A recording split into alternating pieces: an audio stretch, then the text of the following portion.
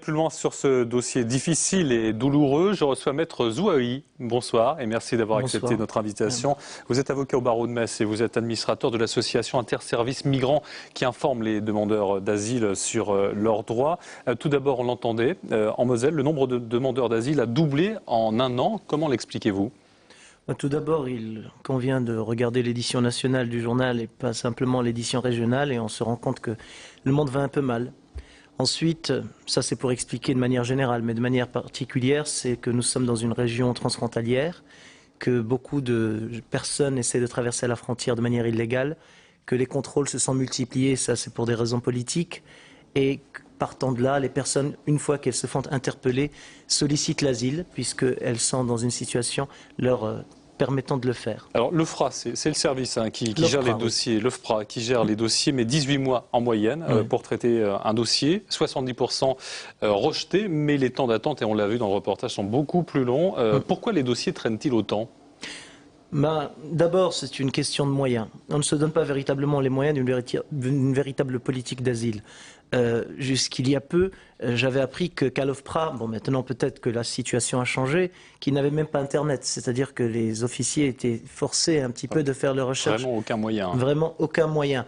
Bon, la situation apparemment va peut-être évoluer, mais toujours est-il que nous sommes en matière d'asile dans le cadre d'une présomption de mauvaise foi, c'est-à-dire que lorsqu'une personne vient demander l'asile, on présume d'abord qu'elle raconte n'importe quoi et en théorie, elle a le droit de le demander, mais en pratique, la procédure est faite de telle sorte que ce soit très très compliqué à obtenir et surtout à démontrer qu'on ne raconte pas n'importe quoi et qu'on dit la vérité. Alors, autre dysfonctionnement que vous voulez vraiment mettre en avant, il y a le droit d'appel qui vous dites, qu'il n'est pas du tout respecté. Oui, effectivement, puisqu'on peut faire appel d'une décision de rejet de l'OFPRA devant ce que l'on appelle la Cour nationale du droit d'asile, l'ancienne commission de recours des réfugiés.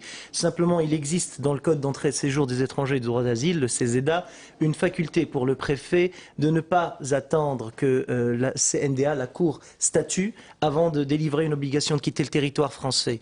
Cette faculté, je répète, c'est une faculté, est devenue en pratique quasi automatique. J'utilise quasi, mais bon, je pourrais dire est devenue automatique dans la mesure où nous recevons Interservices Migrants ainsi que de nombreux avocats du barreau de Metz et d'ailleurs, de nombreux demandeurs d'asile qui se font délivrer une OQTF, une obligation de quitter le territoire français, alors qu'ils n'ont pas interjeté appel de la décision de l'OFPRA. Rapidement, ça passe très vite. Autre critère de l'OFPRA que vous dénoncez, ce sont ces fameuses listes des pays à risque ou pas à risque. Oui, expliquez-nous. Effectivement, c'est la fameuse liste de pays sûrs. Si vous venez d'une fameuse liste de pays, là vous bénéficiez d'une procédure, d'une procédure prioritaire. Tel est le cas par exemple de la Bosnie-Herzégovine, où de nombreuses décisions de l'OFPRA considèrent que aujourd'hui, comme il n'y a plus de conflit armé, on est simplement en présence de conflits de voisinage, alors que l'on sait bien que même si les médias ne prêtent pas attention à ce qui se passe là-bas aujourd'hui,